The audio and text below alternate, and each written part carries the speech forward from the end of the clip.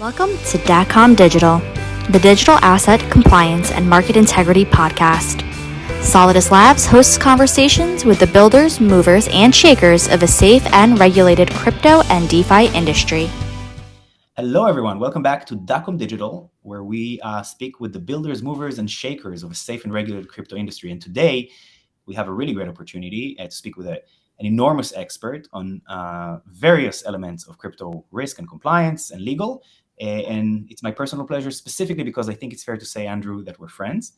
So Andrew Jacobson is with us here, VP and Global Head of Legal at 21 Shares, 21 Co., one of the leading crypto native ETF and ETP issuers, doing really, really interesting stuff. And also, I won't bury the headline. I'll start with that.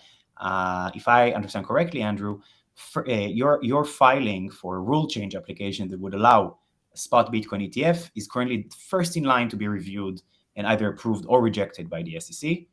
Correct? Incorrect? That's exactly right. We have about a 2+ month lead from our competitors. That's not a bad lead by any means.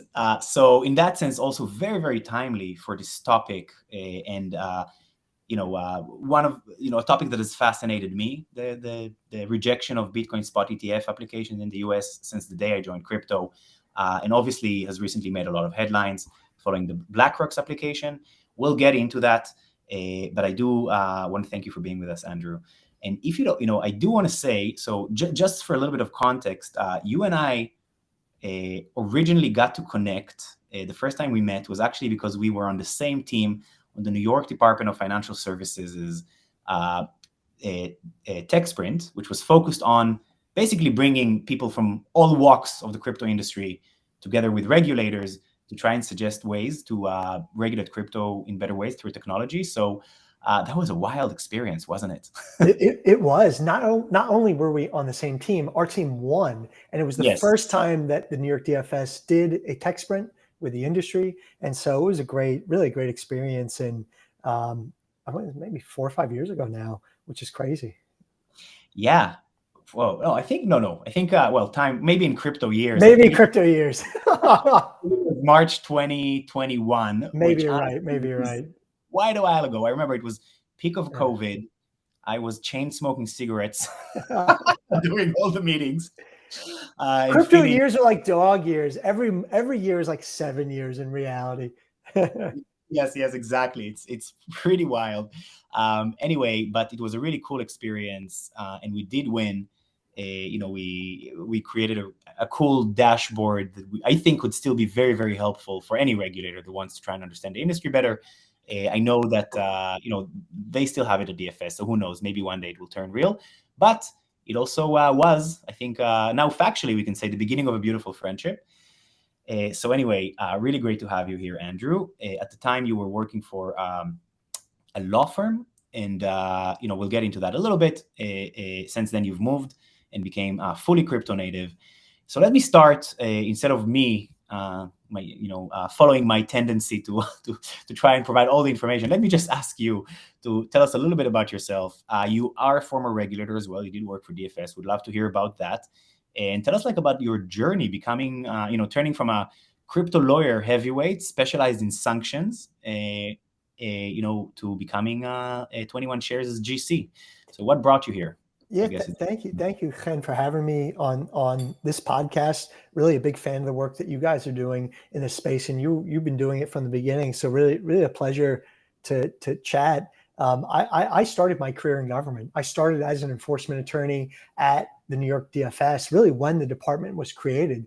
And so I started summer of 2012. The DFS was under a year old at the time. And it was before DFS, there was the old New York State Banking Department and the old New York State Insurance Department, neither of which would have had much jurisdiction over crypto. Both those departments were merged. They created a whole new enforcement arm, a whole new set of powers. And that's where I started. I started doing financial fraud investigations. I worked on, some of the biggest investigations into foreign exchange manipulation. And so we brought all the big FX market manipulation cases around the cartels, around the use of automated trading functions to essentially front run customers. I also helped lead some of the biggest sanctions and AML cases at the time that DFS really helped pioneer, and really was leading, DOJ, OFAC, Federal Reserve, and others. I spent about 4 years at the DFS. I then went into private practice where I started really helping build out their crypto practice. I did other stuff. I did litigation work, enforcement work, but I was really helping build out their crypto practice. And that's really how you and I met, through the New York DFS's tech sprint. I was asked to join and serve, as I'm sure you were as well. I was in private practice at a law firm doing my thing for about 7 years. I did not expect to leave working in a law firm. I was connected to 21 Shares because they were looking for a head of legal for their U.S. operations. I loved working in a law firm. The challenge is when you're at a law firm in crypto, people only come to you when there's a problem. You don't get to work on issues from the beginning, on products from the beginning. And that really was, convinced me to take the leap. I knew that if I stayed at a law firm, I would do crypto work for the rest of my life, but I would do it only in really crisis type situations, not at the early stages, and said, you know what, I can't pass up this opportunity. So, 21 Shares founders, the top leadership team really convinced me that this would be a good move. And I joined our company about a year, 14 months ago to oversee legal globally now, as well as compliance, risk, and regulatory affairs. It's unbelievable. It's already been 14 months. Sorry, I really remember when you made the move. And it's such an interesting point you raise. I never really thought about it, but the limitations I get, the one limitation of working on a law firm, you get to work on a lot of different diverse cases, a lot of different clients. But at the end of the day, there's something that is inherently reactive to it. Yeah. Really interesting point. I never thought about it that way. I think, I say it almost every podcast episode, so I'll say it again. I just am a really firm believer that at this point in the crypto and DeFi industry's evolution, I genuinely believe that its future and the fulfillment of the potential of all of this depends as much on legal entrepreneurs and innovators as it does on technical entrepreneurs and innovators. And in my book, you're definitely one of those. So the more the merrier of folks like you coming to the industry. I appreciate you saying that. And I would say this, to be in the industry, it's different. When you're, like I said, when you're at a law firm, you give advice and then you move on to a different client. At my company, the buck stops with me. I'm responsible. If we make a mistake, it's on me. If we do something right, I get the benefit, you name it. And so, to be really a crypto lawyer, I think you kind of have to have you have to be in it fully. And I think that was harder to do at a law firm than it was in-house, I think. Again, a really interesting perspective, and I hope that it would inspire many others to, go through the journey that you did and join the industry. Because again, we need folks like you. So let's jump a little bit into 21 Shares. And you know what? I guess maybe you're really one of the. I don't think I'm familiar with a lot of fully crypto native ETP issuers. It's really a field where a lot of the big actors are ultimately. They ultimately come from traditional finance, because ETFs and ETPs are a traditional financial instrument. So it's a really cool concept. And I guess it's important to say that it's a firm that I think is based in Europe. Correct me if I'm wrong. With a large US operation. So you also have that kind of dual perspective. So let me ask you, can you dive a little deeper into what is 21 Shares' role in the industry? What are you guys doing to bridge TradFi and crypto through those innovative investment products? And also, what are you doing to enable just generally safe and regulated crypto trading? It's a really good question. We have offices in Zurich, in Switzerland, London, and New York, and we've got, I'd say, probably half the company in Zurich and London, then a smaller percentage Zurich and New York, smaller percentage in London. But I view our company as a tech company that happens to also be an asset manager. Our 5-year anniversary will be this November. We were the first to issue an ETP that was physically backed by crypto. I think the reason we got into the crypto ETP space was not because we were a traditional asset manager looking for additional alpha. Really what it was is that we were a crypto company looking to make it easier to access crypto as an asset class. And so I view half the company as an asset manager, a purely crypto asset manager. We're not doing anything else from a traditional financial services perspective. We are crypto native. The other half of our company is a tech company. We've got a big engineering team. We've got product managers. We've got a whole host of support staff that you'd typically see at a tech company like an Amazon, Netflix, Facebook, you name it. That's really how we're structured. And so, what is 21 Shares? 21 Shares, technically, legally speaking, is the issuer of our ETPs. We also have 21 Co, which is the brand for our tech business. And so, I think the values that we like to promote are really making crypto easily accessible, but also safe. I mean, you talk about ETPs, and we were joking before this call that I joked that it's really a boring topic, and it's boring, for a reason. ETPs are a very safe, regulated, reliable way to access crypto, and to us, we think it should be boring because we think it's something that people really shouldn't have to worry about. You and I might get excited about it, but ultimately, it's very simple structure, and that's really the big value that we promote. I think there's so much insight in what you just said. Well, let me kind of briefly reiterate some of the main insights I got out of this. So first of all, there's always this question of the pure crypto play versus the companies coming with traditional knowledge, etc. Although it's important to say that today most crypto plays also have a lot of expertise and people who come from the traditional world. But I can very much relate to this. Solidus Labs is a fully crypto native company. We will rise and fall with this industry. That's our mission, to make it work. And every time I see kind of like a big traditional legacy firm doing anything in crypto, and then a few months afterwards, when there's a bear market, or I don't know, there wasn't enough revenue, taking a step back, it frustrates me. But obviously, there's also an important role for those sort of firms. But anyway, it's always I get excited about pure crypto plays, and I think that doing a pure crypto play in a sort of conservative field like ETPs, like you're describing, is really important. The industry, we tend to, we kind of tend to sensationalize everything. We tend to think, there's a lot of, crypto is really exciting, but in practice, most people, when they're thinking about finance, they're looking for stable things. So it's a really good point. So in that sense, I asked you, what is the role you guys are playing? I think you answered it splendidly. It's a very important role. We're the market share leader in Europe. We're the first. Exactly, in the ETP space, we're the leader in Europe. We're the first to have done it. We have the largest product suite of crypto-backed ETPs in the world.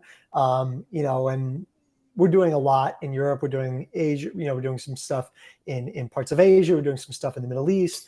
We're launching stuff in the US. And so, I think that when I think about our company in particular, we're really blending technical expertise with asset management skills. That's awesome. And again, I would recommend to anyone listening to really check out 21 Shares. We had an opportunity to host Ophelia, your CEO, Ophelia Snyder, at our DACOM event that we hosted in I think it was December 2021. It was the same one where Gary Gensler spoke. So it was a hit. It was in the New York Times, and she did an amazing job. So also a very inspiring leader that your firm has. So I want to. Sorry, by the way, I feel briefly a need to explain my background. I'm speaking from Hong Kong, and this is just the background in my hotel room. Lots of interesting stuff happening here, but that's for another podcast episode. And also, we will be talking about investment products. Nothing here is an investment advice. And, I'll also say for Andrew that nothing here is legal advice as well. Exactly. And I should note, these are my personal views, not the views of our company or any of our affiliates, but I'm not too worried about it. We'll keep it tame. We'll keep it tame. We'll do our best. So we will be spending most of the time talking about ETFs. But before that, there's a question that I ask everyone who comes on this show. And obviously, as a GC, you play an important role in strategy. It's like literally part of the definition of the role, like how legal advises strategy. So let me ask you a little bit, for a firm like 21 Shares and the kind of products that you're working on, what is the role that I'll ask you about legal, although if you want to kind of weave in compliance as well, that would be, also interesting. But what is the role that legal and compliance play within business strategy? And also, how has it evolved, since you joined, and in the past kind of crazy year in crypto? Curious if you have any thoughts on that. Yeah, it's a really good question. I would say legal and compliance are fundamental to anything that the business does. And that's, one of our duties as a company that's subject to many regulations. And so anytime we're coming up with new product ideas, anytime we're helping market our products, anytime we're, engaged in various operational activities, legal is fundamental to that. And so I view the role of our legal and compliance group as really twofold. One, it's to be a partner to the business. And so we are fundamental and essential to execution of new products, of new ventures, you name it. And the second is we are really the last line of defense, really the protector of the company. And so, I think one of the real cultural shifts that I tried to impart when I joined the company was that legal was going to be there at the beginning. Product team has new idea, brainstorming sessions, we're in the room. When we're coming up with, PRDs, we're in the PRD coming up, vetting new ideas early to avoid blockers. And so I think historically legal at many companies is viewed as a blocker, as viewed as somebody that constantly is saying no.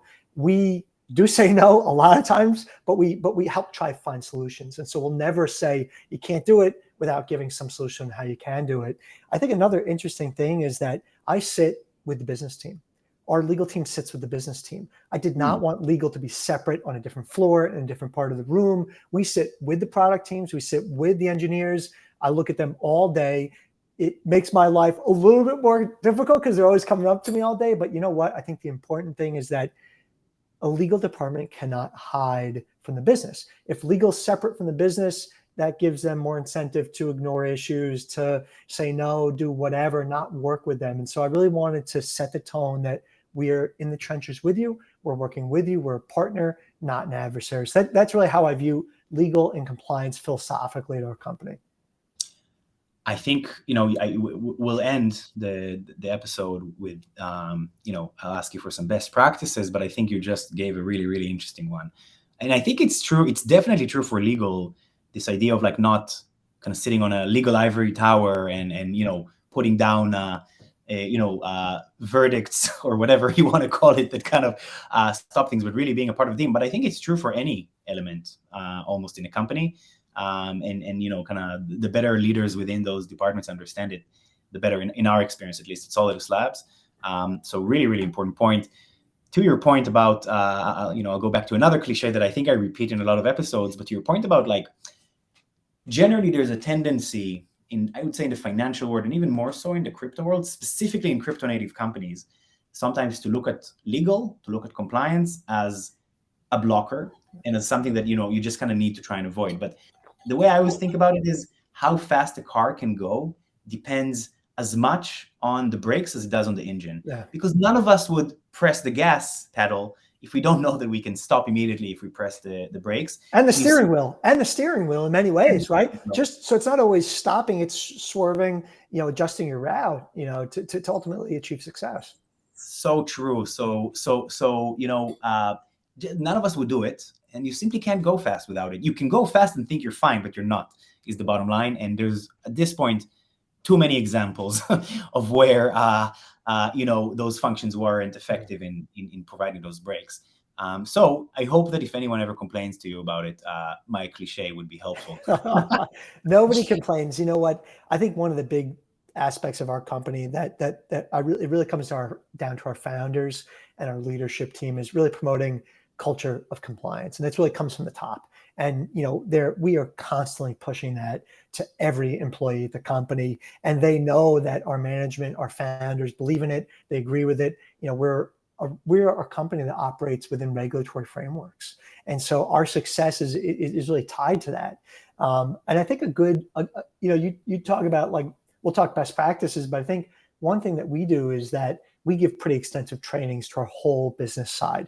And so anytime anybody joins our company, they meet with me. I meet with every single person that joins our company and give them really a sense of compliance do's and don'ts and all that kind of stuff. So we really build it in. We ingrain it in our employees, and we really don't have the degree of pushback that maybe you would see at shops that don't really care about that kind of stuff. I think that's the right culture to have for any crypto firm. And you say you're operating within a regulated environment. The reality is that there almost isn't any company in the world that doesn't operate within some regulatory environment, even if they think they don't. So I would advise everyone to listen to that advice. And again, I'm advising this, but it's not legal advice. It's personal advice.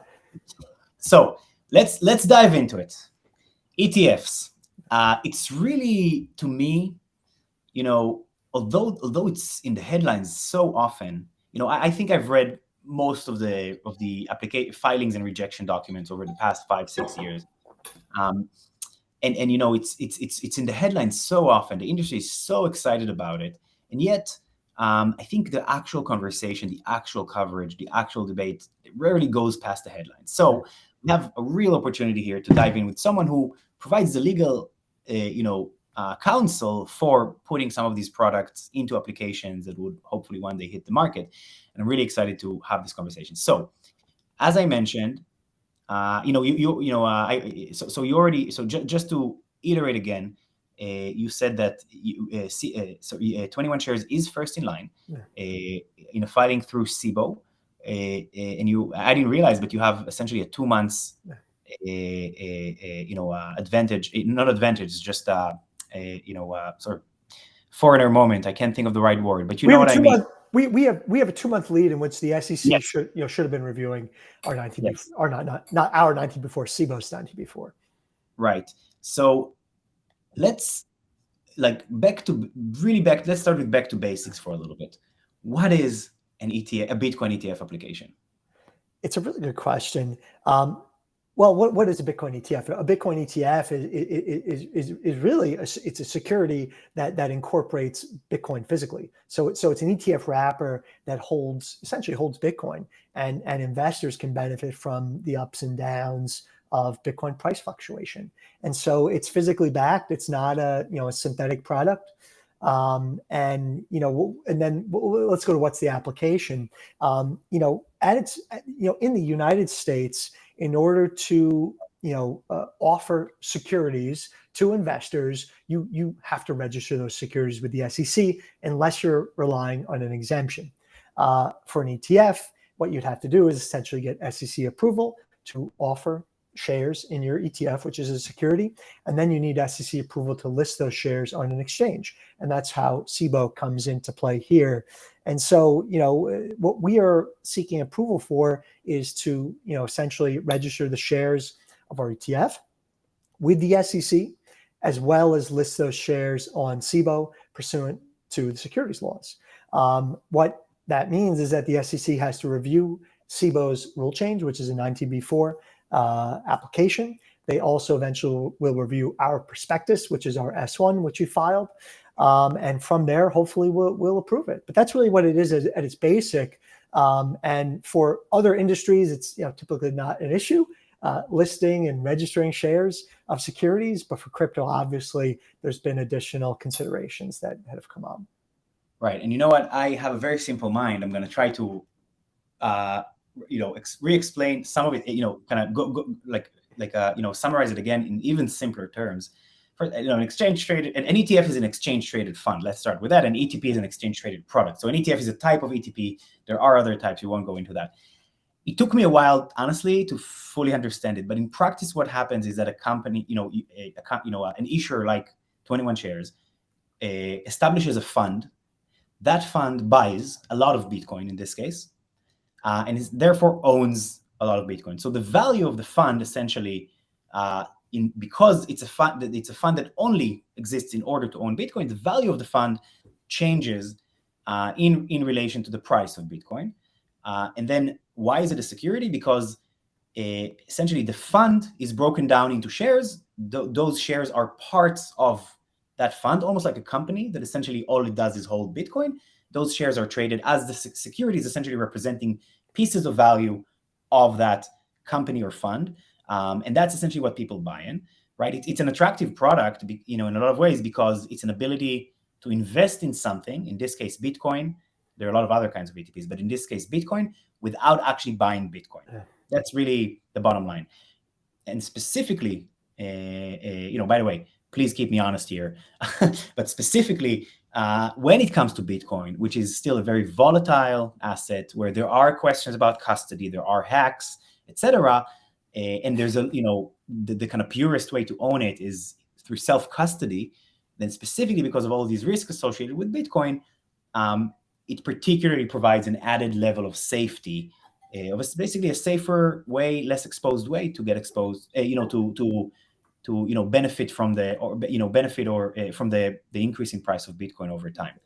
Was that a fair, very, very simple-minded way to explain it? Very, very fair. I think the two themes of why an ETF or ETP structure is important here is really twofold. One, as you said, it's among the safest ways to invest in crypto as an asset class. Put aside Bitcoin, really any crypto asset, it's among the safest ways. And why is that? It's because it's regulated.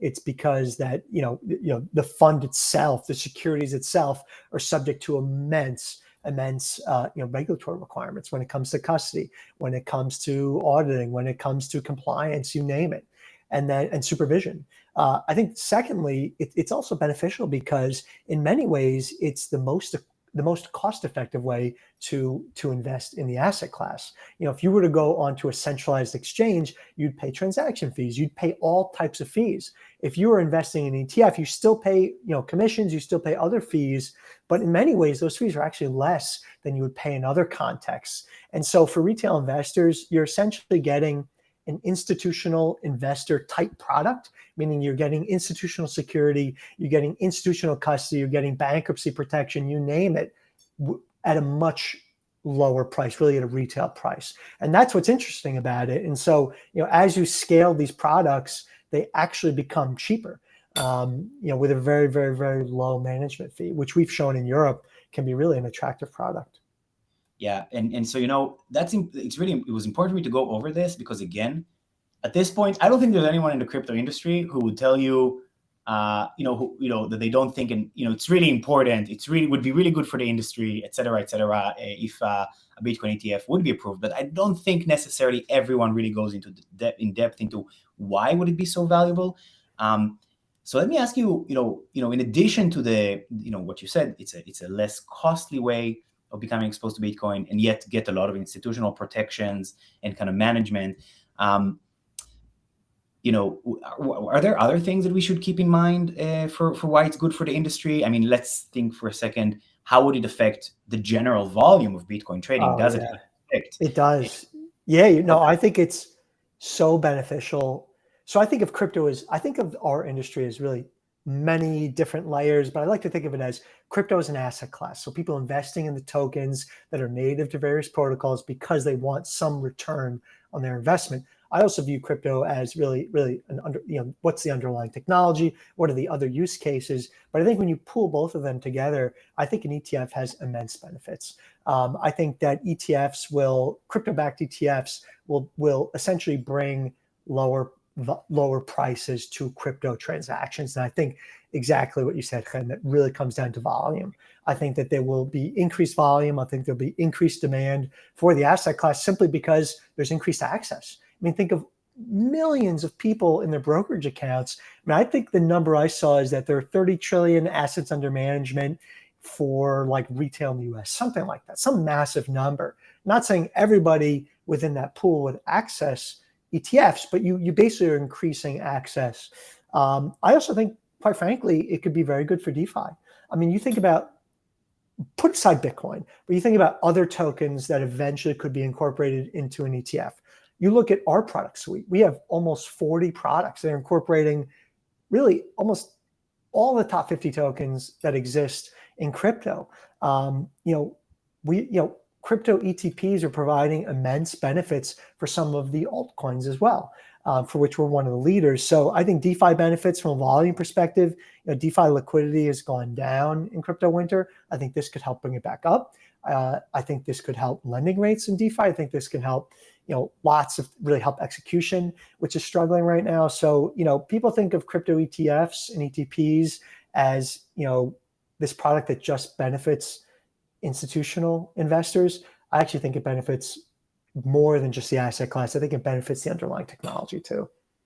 Yeah, ultimately, first of all, everything you say makes total sense. I agree 100%. And I think maybe again, if I put my simple mind to it, I think maybe kind of a simple way of thinking about it is the ETF industry is a multi-trillion-dollar industry. And when I say multi-trillion, I mean the high multi-trillion. I don't have the number in front of me. I totally should have Googled it before we started the conversation, but I think at some point I saw numbers that are like in the tens of trillions sometimes of like how much money is in the global ETF industry.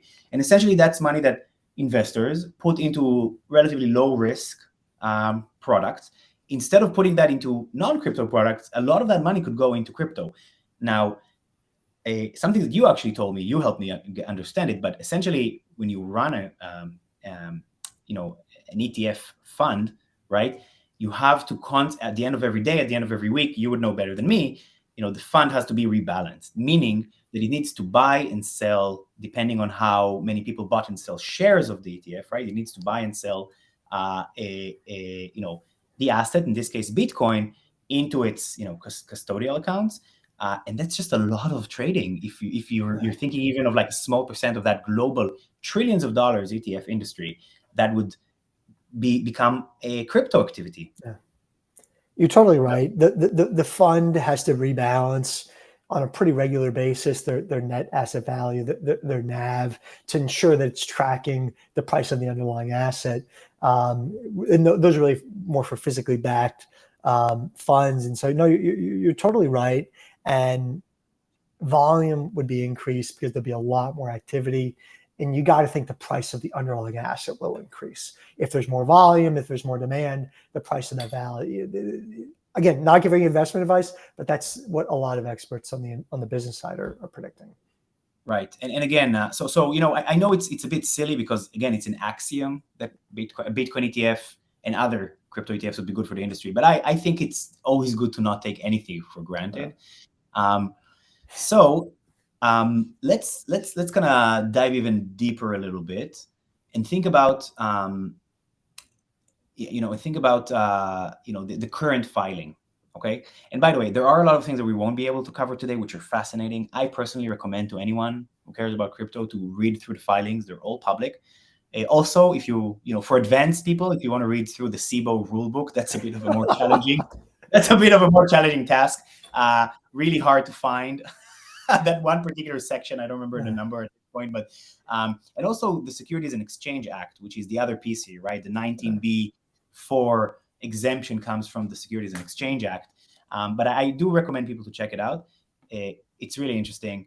But so we're not going to be able to touch all of this. There are really interesting pieces in the filings to do, for example, with how the prices of Bitcoin are decided. Different filings have different methodologies, but it's really interesting because it's fundamental to what the industry would look like in the future. But let me kind of jump into your current filing. This current filing really is very similar to the BlackRock filing that got a lot of headlines, right? And essentially, it tries to take a step further from former filings in order to create more assurances that in the case that there is market manipulation, the SEC should be able to investigate and look for whoever was involved by including a proposed shared surveillance agreement between SIBO and Coinbase. Formerly, so instead of like trying to explain it all myself, can we for a second maybe talk about the evolution of Bitcoin ETF applications? And then, of course, most importantly, what's different in former ones and what's new here? Why do essentially people believe this has a higher chance of getting the SEC's approval? It's a really good question. I believe the Winklevoss twins in Gemini were the first to file. Maybe you could correct me if I'm wrong. I think they were the first to file for a Bitcoin ETF, maybe back in 2013. So a long time ago, over 10 years ago. And you look back at their application, it's not active anymore, but they actually had a surveillance sharing agreement with BATS, which now is bought by SIBO. So the idea of a surveillance sharing agreement is not new. If you look at the Bitcoin futures industry and CME, they already have that in place. I think that's what got the SEC comfortable, that was a sufficiently surveilled market, so to speak. They use different language, but essentially that's what they mean, is that a healthy market is a market that's subject to surveillance. I think the evolution since then is there have been a lot of issuers who have pitched, various structures. I think, is a surveillance sharing agreement, the silver bullet now with the SEC? I don't know. I think that, the data in our application, we made clear that, the Bitcoin futures market and the Bitcoin spot market, are sufficiently similar. So therefore, if the SEC is comfortable that the futures market is safe, we believe that also applies to the spot market, because spot prices influence future prices. So if futures prices are okay, why wouldn't the underlying influencer prices not be okay? But I guess really simply, in our application, we talk about a shared surveillance agreement. I think there'll be more to come on that front. We actually also introduced a new concept in this iteration, which is that, if you look at all the other centralized crypto players that have sought bankruptcy protection, that have become insolvent, that have been engaged in massive frauds under criminal investigation, you name it. If a regulated Bitcoin or crypto ETF had been around at that time, think of how many investors and how much money they would have saved. And that was really one of the key arguments we changed and we added in.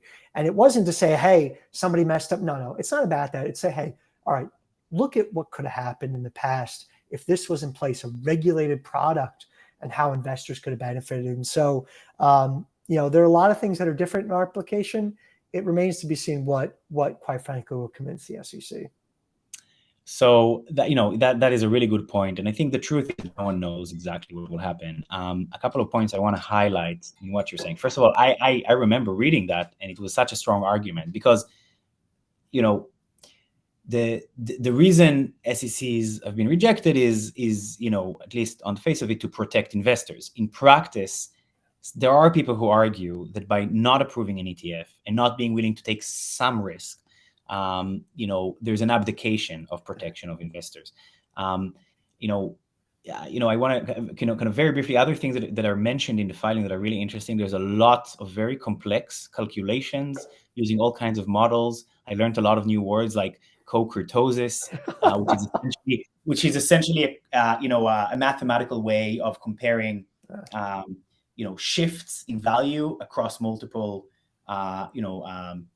venues at the same time. So essentially, part of the argument, a big part of the filing, is really showing how Bitcoin has become less volatile over the years. Exactly. Yeah, that's exactly right. And then not only less volatile, but when there is volatility, then that's where the co-kurtosis comes in. When there is volatility, the volatility is unified across the entire market, which is very important, because prices changes, it's fine. If they change in a way that is different, and then the price that ultimately the investors in Bitcoin through the ETF, get affected by is lower than, is different than, or doesn't represent what's actually going on in the market. That's a concern for potentially manipulative behavior, etc. I do want to mention that earlier, like I remember in 2018, 2019, a big part of the concern on the, there were basically two concerns that were raised in the SEC's rejection documents, which are the responses to each filing.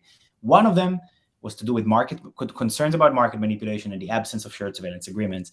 And we'll focus on that. But custody used to actually be a really big problem. It used to be very central. And it's no longer really mentioned anymore, which people don't talk about, but it does speak dramatically to the evolution of the industry. Like we were at a time where regulators didn't believe that custody of crypto assets is safe. That's no longer the case. So again, we need to also kind of sometimes focus on the good stuff, right? No, you're totally right. And same with market makers too. I mean, there's a lot more institutional players, TradFi players, that are willing to make a market in various crypto tokens. And custody is such an interesting industry. I mean, the rates for custody now it is getting so tight. I mean, it's just a really interesting market, to your point. And you have, You look at the New York DFS, my old office. I mean, they were the first to license essentially crypto custodians as limited purpose trust companies. These are really non-depository banks, basically, who really can't lend out assets, but they have other fiduciary obligations and have other powers, and they're subject to the full New York banking law. And so you have, new regulatory frameworks that came into effect in 2015 with the BIT license. You've got a real maturity and evolution in the market, a lot more talent from TradFi coming into crypto, which is making these companies more mature, more compliant, you name it. It's a different industry now than it was 3 years ago. Yeah, no, it's a really good point. And by the way, I warned everyone that this might be a longer episode than usual because it's such a fascinating topic. I do want to be aware of the fact that it's now, for me, it's almost 1 a.m. So I have no meetings coming after this. I know you might. So I'll ask for a second if you're going to have to jump off in 10 minutes, because that would affect some of my coming. I'll take as long as you need to go. I can go as long as you need to go. Okay. As long as you can stay awake. That's what's important. I mean, I'll do my best not to keep you here for hours and hours, but I just wanted to know how concise I have to be. So, okay. As you know, Solidus is a crypto market surveillance firm. Citigroup named us category definer for crypto market surveillance. But I'm saying this to say that the surveillance piece has always been fascinating to us. In a way, one of the reasons when we founded the company, we wanted to focus on market manipulation was because we saw that the SEC is repeatedly rejecting these applications, even though there were ways that the same concerns were resolved in the eyes of the SEC in traditional finance. So for us, that was another example that there's something unique about how crypto markets can be manipulated. And please forgive me for taking a minute. It is important for me to say how I see the rejections, because my perspective is a little different, I think, than many in the market. I actually think that, well, there is a political question around, is it too much overreach, not more overreach, obligation of responsibility, no obligation of responsibility. I actually find, when I read through the filings, through the rejections, that there's an important point the SEC is making there about the fundamental infrastructural difference with crypto markets. And that is really what the problem here is that Bitcoin, or digital assets, crypto, is really the first example of a non-physical asset. I mean, not like gold or copper, right? That is not centralized to any one exchange. So, that means that there are a lot of different places, honestly, an infinite amount of places. Some of them are off-chain in centralized exchanges. Some of them are on-chain in decentralized exchanges, where theoretically, at least, the price could be affected. And really, the SEC is saying, okay, it's great. The ETF will be traded in a fully regulated, surveilled way on SIBO or NYSE. That won't be manipulated. Okay, we can also look at at this point, at the futures market, like you said earlier, the Bitcoin futures ETF market on CME. That's another fully regulated market. It's quite large and it's considered very healthy. And there is a shared surveillance agreement already as part of an organization called the Intermarket Surveillance Group between SIBO and CME and many other exchanges. So in that sense, they're under a shared surveillance agreement. But what about the and what about the million other places where Bitcoin is traded? What about the fact that anyone can open a centralized Bitcoin exchange? It does it, without any regulation, somewhere around the world. Anyone can open hundreds of wallets, potentially trade them in ways that would be very hard to detect, unless, and the bottom line, it's a permissionless, it's a decentralized assets that's traded in a permissionless, fully open ecosystem. And therefore, they are basically saying, I want to understand, how do I know that if there was manipulation, I will find out about it, and second of all, I'll be able to investigate it.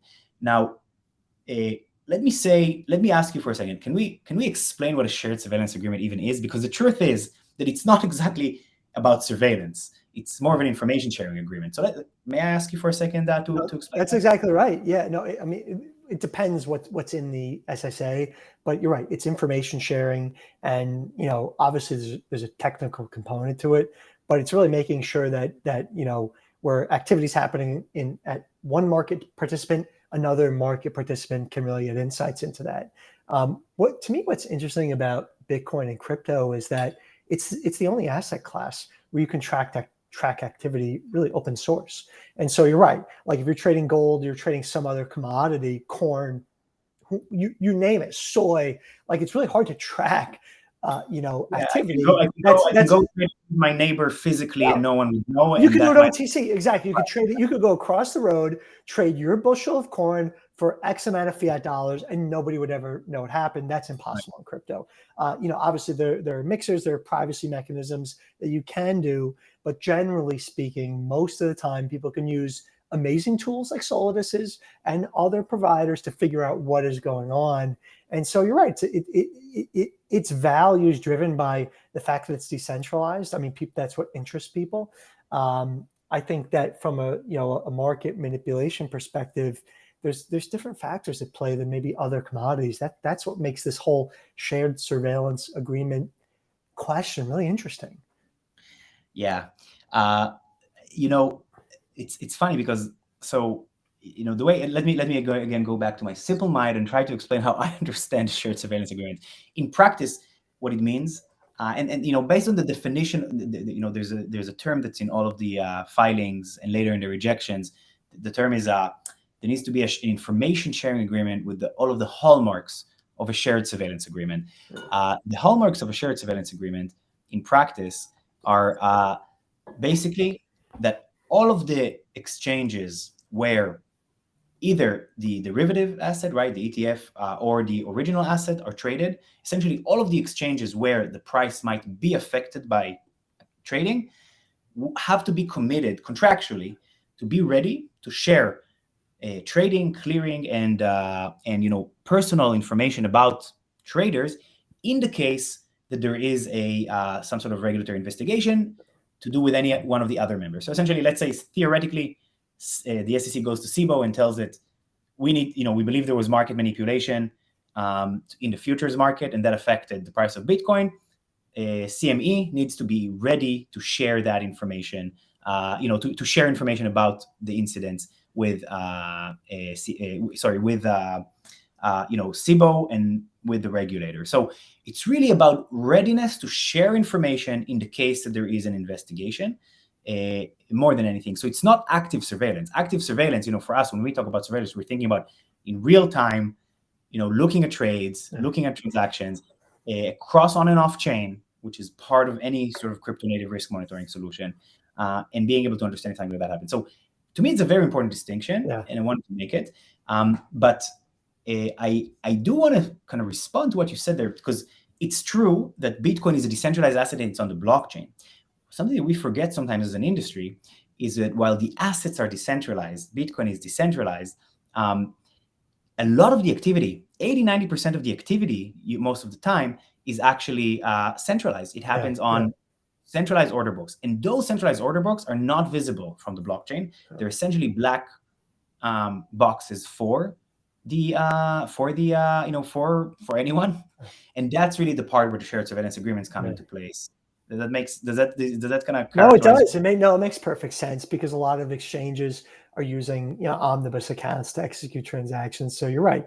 In many ways, you need their internal data to really get a sense of who's doing what. And it's the same way, when you look at the AML space, the anti-money laundering space, with the travel rule, it's the same thing. You transferring customer information across market participants has been in place for 20 years. It hasn't really applied to crypto until more recently, but that concept at other traditional financial institutions has been around, since the 90s. So you're totally right.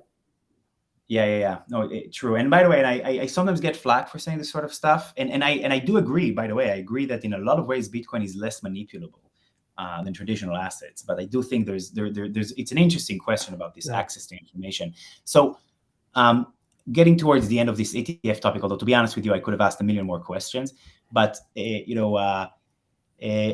the Jewish Talmud says that prophecy has been given to the fools, and I kind of hate being asked in interviews and stuff like that, will this one be approved? Will it not? But then again, everyone loves predictions. So I'm curious to ask you, do you think it will be approved? And you know what? Obviously, no one knows for sure, but any thoughts on the likelihood or less thereof, or lack thereof? It's a really good question. I think there will be a spot Bitcoin ETF in the future. And the real question is, when will it be? This round will take longer. I'm cautiously optimistic. I am. I think that there is momentum now. I think that the exchanges have demonstrated in their rule filings that they've done enough to essentially ensure the SEC's main concern, market manipulation, has been taken care of by the shared surveillance agreements. So I think there is more than enough of a case made to approve it. Well, the question is, will the SEC approve it? Right. I don't know. I can't. I hope so. I think it's time. I think it's appropriate. I think that the market wants it. Politically, people want it. It's just a question of whether they're going to do it or not. And also, there's also litigation going on right now with Grayscale, and who knows what could happen, at the court level, similar to what happened at Ripple. So, there's a lot of factors at play. I think something will happen. It will. It's inevitable. It's just a question of when. I agree completely, and you're so right about the litigation going on. We've seen that it isn't always predictable, as with the XRP Ripple case. I will say that from my vantage point, I hope that an ETF will be approved as soon as possible. I do. I actually think, though, that the most constructive way to think about the ETF discussion is really about this fundamental infrastructural question, because regardless of whether a Bitcoin spot ETF would be approved or not, we need to constantly be minded of the market integrity challenge, this reality of a market where the assets are decentralized and therefore can be traded anywhere, but in practice they're traded both on chain where there is transparency, off chain where there isn't transparency, and at the end of the day, market integrity, preventing market manipulation, a big part of it is not even about whether it's not even about whether there is market manipulation. It's about how do you provide the confidence that there isn't. That's the business that we're in, and obviously you guys are in other directions. But you guys, you have approved ETP, Bitcoin ETPs, and crypto ETPs in Europe. So you also bring this global perspective, which I think is also really important, because it is something to be said that it has been approved in other places. It hasn't been approved in the US. I'm curious for your thoughts on that. I do want to say that I always remind myself that when people say that it's very hard to compare the United American capital markets to capital markets anywhere in the world. More than 60% of the world's capital is being traded in in US capital markets, which means that if there is an issue that happens here, creates this instability, etc., it's going to have massive ramifications. So I give a bit of the benefit of that to the SEC. But can you tell us a little bit about the experience of getting these approved abroad in Europe, or any kind of comparative thoughts? Yeah, we've been doing this in Europe for years now.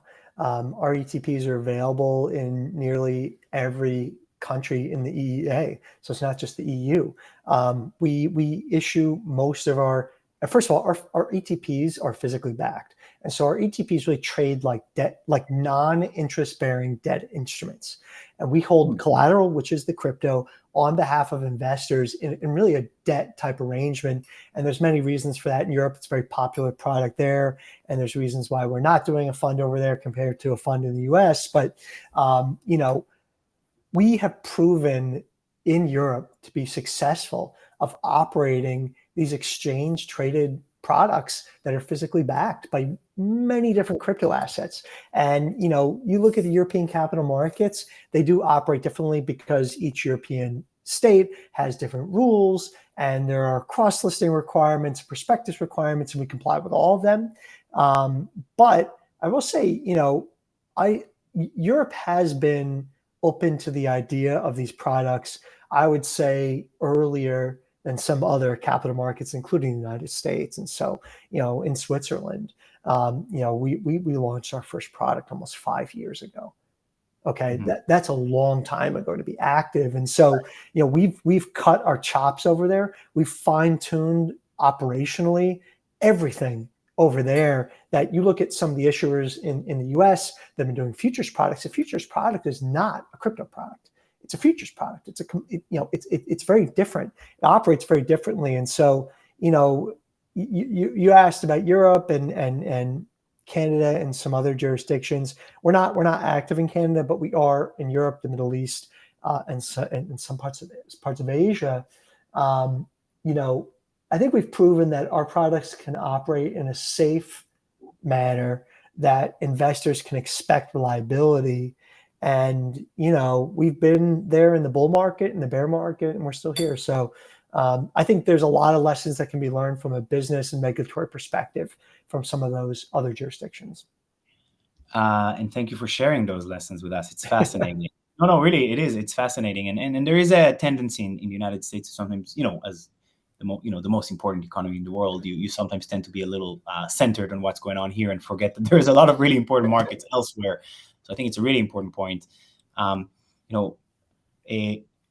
So we are getting towards the end of our time, even though honestly I could have done this for a very long time. But let's do, if it's okay with you, a bit of a speedish finishing round. So about yours and 21 Shares' perspective. So looking forward, and we already talked about whether an ETF would be approved or not. No one can put a date on it. I think you summarized it as being cautiously optimistic and that it is going to happen. It's just a question of when. So it doesn't have to be about an ETF. I'm curious in general. Where do you see the market? So, speedish round, do with it whatever you'd like. It can be one sentence, it could be a few, it can be more. So starting with, what is your outlook? I mean, where do you see the market going in the next 6 to 12 months? A lot of people are talking about coming out of the bear market, but a lot of people in crypto also tend to be, very, very optimistic. So, will we see more adoption? Any thoughts, on progress, on the slight progress in regulation in the US recently, or any thoughts about the industry in the next 6 to 12 months? Yeah, my short and sweet answer is regulatory clarity is coming. And I really believe that. I think that I talk about the U.S.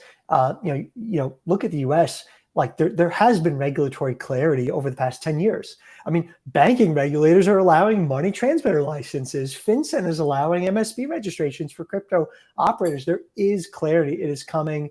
Court cases are happening. So that, some of the court cases I don't like, some of the other ones I do like. So regulatory clarity will drive confidence, will drive adoption. I believe in that. Blockchain itself is getting more efficient. VC obviously has been not as robust in the crypto space. I think that will come back.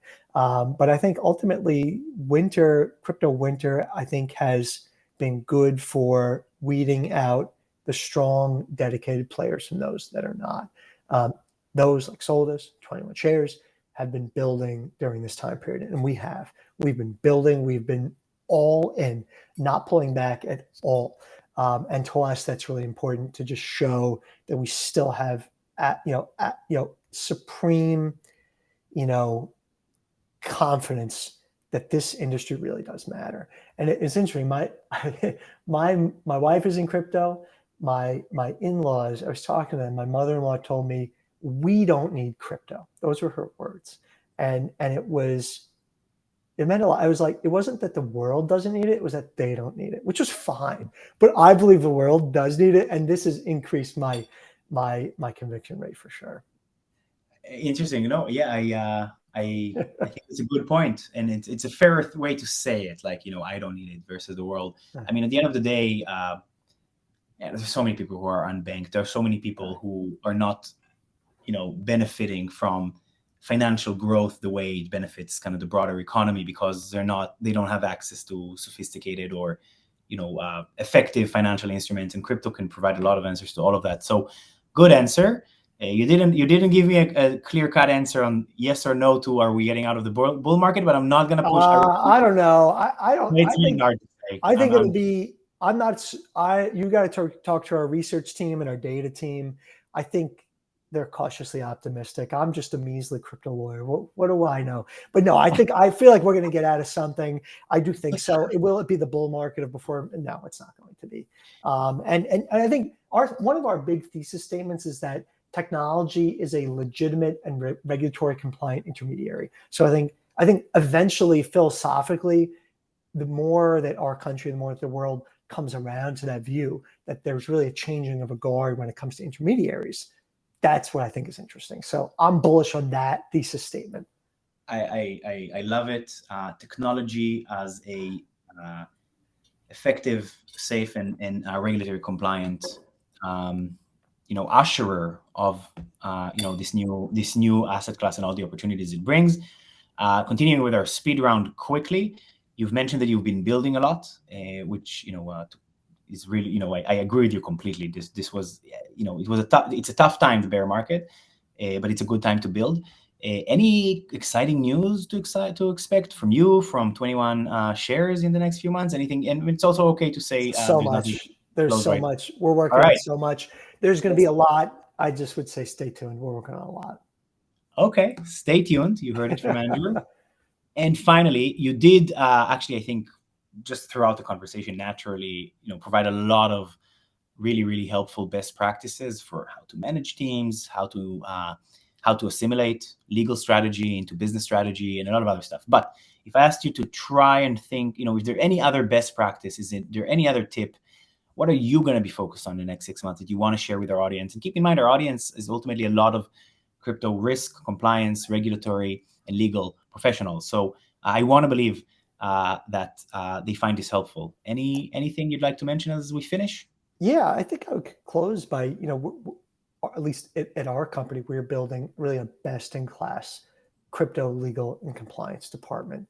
And so what does that mean? That means we know the technology as well as the tech team does. And we have a fundamental expertise in various areas of the law. When you pull those together, you build really a best-in-class in-house risk, legal compliance, whatever you want to call it. You build a really exceptional protector for the company and facilitator for new business. So that in everything I think about, that's what we always push. So I'll conclude with that. Well, I think there can't be a better conclusion than that. Andrew, thank you so much for taking the time, for staying over the time we put on the calendar, and for bearing my sometimes slightly convoluted questions. But I really enjoyed it. I learned, like anytime I do when I speak with you, and I hope the listeners have learned as well. Thank you.